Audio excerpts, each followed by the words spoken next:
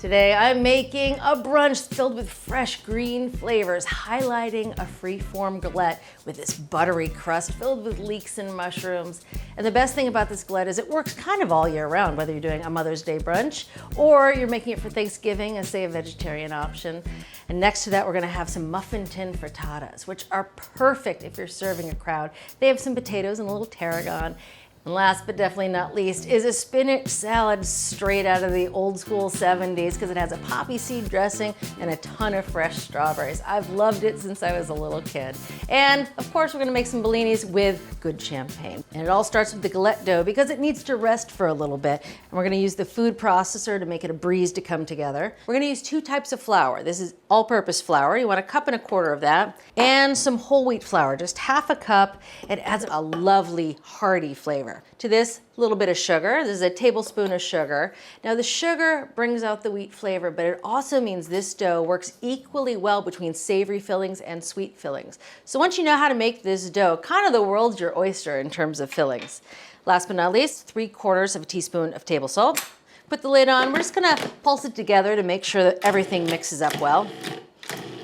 All right, now time for the butter, which I'm keeping in the fridge. So I've been keeping the butter chilled because you want it to be nice and cold so it cuts nicely into the flour mixture. And I love using a high-end butter here because it has really good flavor, a bit more fat, so that you get really flaky dough. We're gonna need 10 tablespoons of the butter, which is a stick plus a little, and we're gonna cut it into 1/2-inch cubes. And notice I have the flour mixture waiting on the butter because you want the butter to be good and chilled. So a bench scraper makes real easy work of cutting the butter into pieces. So I'm gonna cut it into quarters lengthwise and then just go down and cut it into 1/2-inch pieces, sprinkle it right over the flour mixture. Now we're gonna pulse the butter in to the flour mixture, about 10 pulses. You want some bigger chunks in there. They should vary in size between a pea and a grape nut. All right, so about 10 pulses.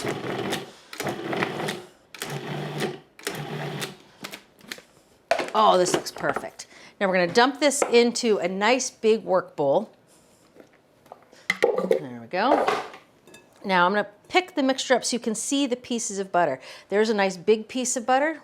That's okay, there's a little piece of butter. So the smaller pieces will melt, the bigger pieces will make the flakes. Now it's time to add the liquids, which you wanna do by hand. That way you don't get a tough dough. So first off, a little bit of vinegar. I know, it sounds weird, but you're not gonna taste the vinegar. It's just white vinegar, just a teaspoon. And it's a dough conditioner. It helps keep the dough nice and supple and soft. Now for the ice water. Now this is a cool trick. So this is a fat separator like you'd use for making gravy, but it's great when you're baking to make ice cold water without the chunks of ice. So I'm gonna pour out the amount of ice water I need, which is 7 tablespoons. There we go. Gonna drizzle this right over the flour mixture. Now using a spatula, you just wanna fold the water in and make a real shaggy looking dough. Once the water's pretty much incorporated, I like using the flat side of the spatula and just really pressing the water together, making big flakes of dough. And as you put those flakes on top of one another, you get flakes in the final pastry. All right, now we're just gonna dump this right onto the counter. And now using a bench scraper, just gonna press it into a dough. Now you don't have to be too precious with the dough at this point because we're gonna roll it out and fold it a few times to help ensure some flaky bits. So you just really want it to stick together. Now we're gonna wrap it in plastic wrap and it needs to sit in the fridge at least 45 minutes, but you can do it up to a day ahead because you gotta let that butter chill so it firms up. You also want any gluten to relax and that dough to finish hydrating before you roll it out. All right, wrap it up. Into the fridge to chill for at least 45 minutes.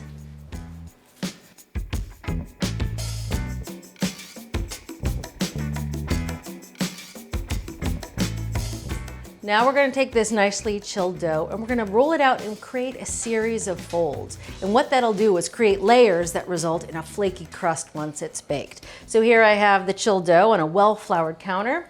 Now using a rolling pin, I'm just gonna roll it out into an 11 by 8-inch rectangle. Now we're gonna start our series of folds. So we're gonna fold it like a business letter, starting at the top, fold it down by about 1/3, fold the bottom up. All right, I'm gonna pick it up, Distribute the flour underneath, and we're gonna do the whole thing again 2 more times. And I always found this interesting because whole wheat flour, it has the bran. The bran's cut up into really small pieces that on a microscopic level are sharp, and the sharpness cuts through some of the gluten. And that's why wheat flour is great in doughs, because it adds flavor, but also helps keep them tender. All right, that's our finished dough, all folded. Now I'm just gonna fold it in half again, make a nice tidy little square, and this goes back into the fridge to chill. Let that butter chill out again for at least 45 minutes. But you can do this up to 2 days ahead. It's time to focus on the filling of the galette. Now the thing is, you have to cook these before putting them in the tart because you want to drive off some of that moisture. So the leeks are going into a skillet. Here I have a 12-inch nonstick skillet, heating up over medium heat, a little bit of olive oil, and some fresh thyme. It's a teaspoon minced fresh thyme. All right, we're gonna put the lid on, let these cook about 6 minutes. You want them to wilt and start to get a little browned. So this is 1.25 pounds of shiitakes. They were stemmed and sliced thin. Now I'm gonna put a lid on it just to cover it. Into the microwave it goes, about 4 minutes.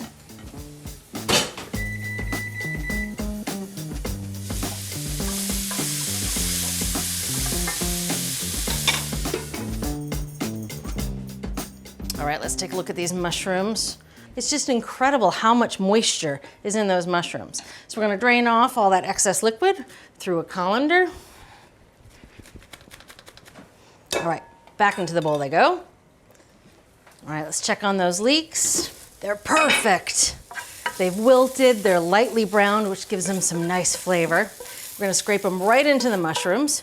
Now we're just gonna add a little bit of creme fraiche, just 2 tablespoons, a tablespoon of Dijon. All right, I haven't added any salt or pepper yet, so you want to do this to taste. All right, perfect. I'm gonna set this aside, let it cool off a little bit while we focus on the dough again. We're gonna roll it out into a nice big circle. You want a well-floured counter. And I let this dough hang out on the counter 10, 15 minutes. That just makes it a bit easier to roll out, softens the butter ever so slightly. Now we're gonna roll this out into a 14-inch circle. And we're gonna trim it, so it's okay if it's not a perfect circle. This dough is a little square, so I'm trying to make it just a little rounder, just by anchoring the pin on one side and sort of rolling it on the opposite side, just trying to give it a little more round shape. All right, let's see where we're at. So we're looking for a 14-inch, that looks pretty good. Got 14 inches in all directions. And as I mentioned, if you make an amoeba shape, it's okay, because we're gonna use a pizza cutter. We're just gonna trim the edges of the dough just so it looks more like a circle. A little butter and sugar on these. It's a great last minute cookie. All right, that's looking better. There we go. That is a perfect round. Now we're gonna transfer this dough to a parchment lined rim baking sheet. It's gonna hang over the edges a little bit, that's okay. Oh, isn't that pretty? Now, one trick we found is that you want to make some holes in the bottom. It's kind of like docking a pastry, but it just allows for some of the moisture in the tart filling to go out the bottom, and it caramelizes. It doesn't get in the way. I want about 5 of these holes. Perfect. All right, we're going to brush it with just a little bit of olive oil. There we go. Oh. Now it's time to add the filling. Now I'm gonna add half of this filling. I'm gonna layer in some gorgonzola, which really just brings the whole tart together. So I'm gonna add about half of this. There we go. So we're gonna spread that thin. Now time for the gorgonzola. About 3 ounces altogether, but we're gonna layer it in. So we're gonna take half of it, and sprinkle it over the top. If you didn't like gorgonzola, or you were worried that someone at the party you're serving wouldn't like gorgonzola, you can easily swap this out for something else. Brie would be lovely, goat cheese would work well, or even a nice Gruyere. Now, the rest of the filling goes on top. Everyone's coming to the party. All right, remaining gorgonzola over top.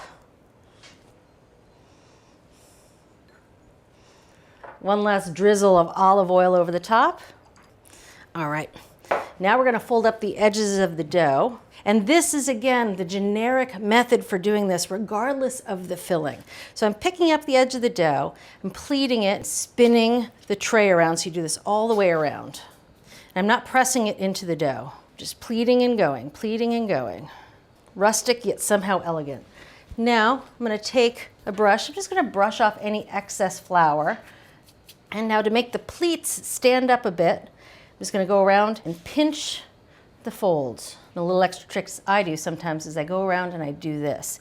This just creates a little edge around the very perimeter so that nothing leaks out, although this tart isn't really known for leaking. That's more for fruit tarts where you have a lot of juices. A little brush of egg wash here, it's just a beaten egg. Lightly over the dough, it gives it a nice glossy sheen when it's baked. And just a sprinkle of a coarse sea salt. I like the good stuff here. A little fleur de sel. Oh yeah.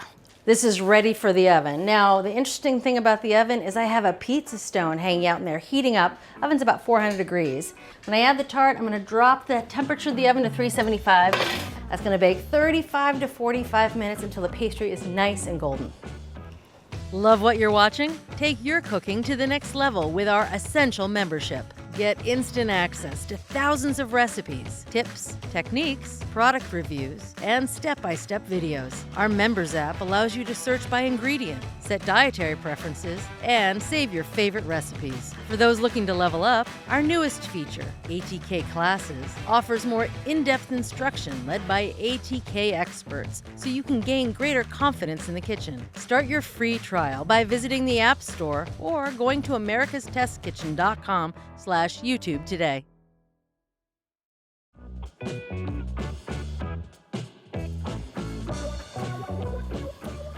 Goodness, she's a beauty, isn't she, Ziggs? Yeah.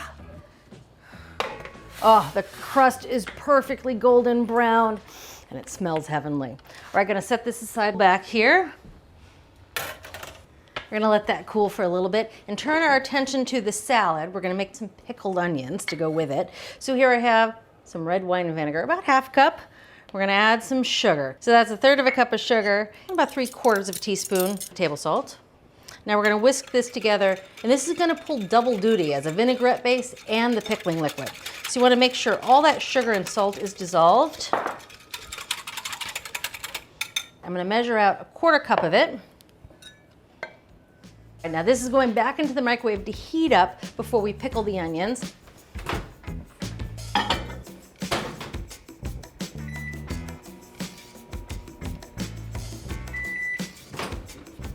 Woo! You can smell it.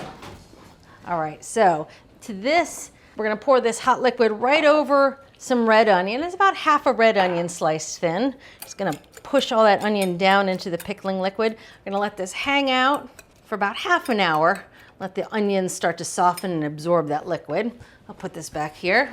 Now we're gonna pre-cook a few of the vegetables going in the frittata. So I'm adding to this skillet just 2 tablespoons of olive oil. We're gonna cook some potatoes and some onions and some asparagus. I like breaking it just to see kind of where the tough end of the stalk begins. You can peel it or trim it away. For this recipe, I just like trimming. And now I'm just gonna slice each spear thinly on a nice bias. If you get good, you can do 2 at a time, but you have to stagger them because we're doing it on a diagonal. All right, that looks pretty good. Let that sit here for a minute while we go back to the skillet. This oil is nice and hot. Now it's time to cook the potatoes and the onion. Here I have a large onion chopped fine. Right into the pan it goes. This is 8 ounces of Yukon Gold potato, which I love here because it has a buttery, soft texture that it's perfect, and a little bit of salt. There we go. And we're gonna cook this 10-15 minutes or so until the potatoes are nicely cooked through.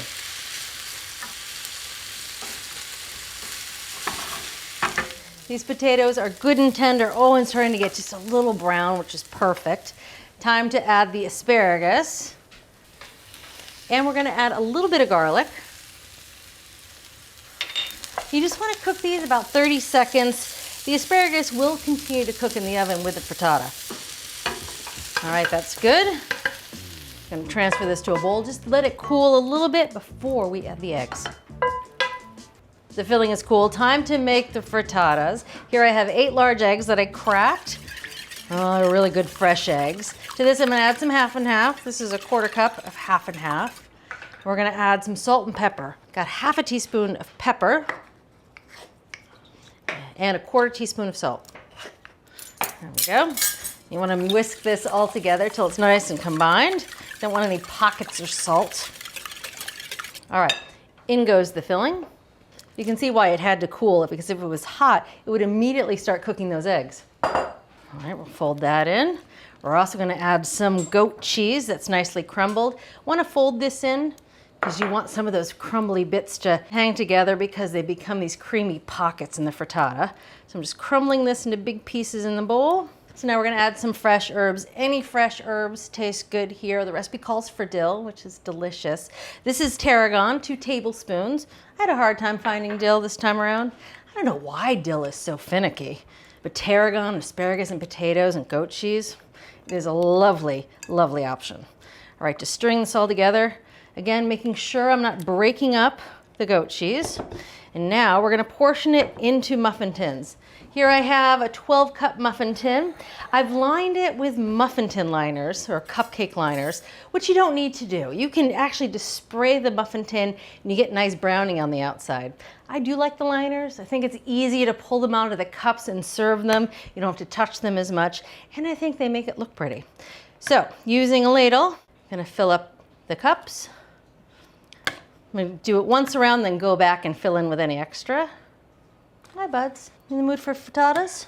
There's no bacon or ham in these, buds. These are asparagus. You do like the cheese, though. We have something called a cheese tax.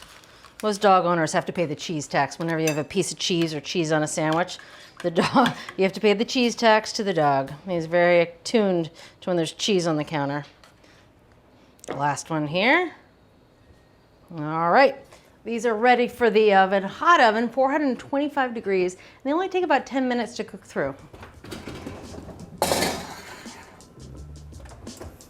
Coming up, we put it all together, including that spinach salad with strawberries and a poppy seed dressing, and I'm gonna show you how to make a terrific Bellini.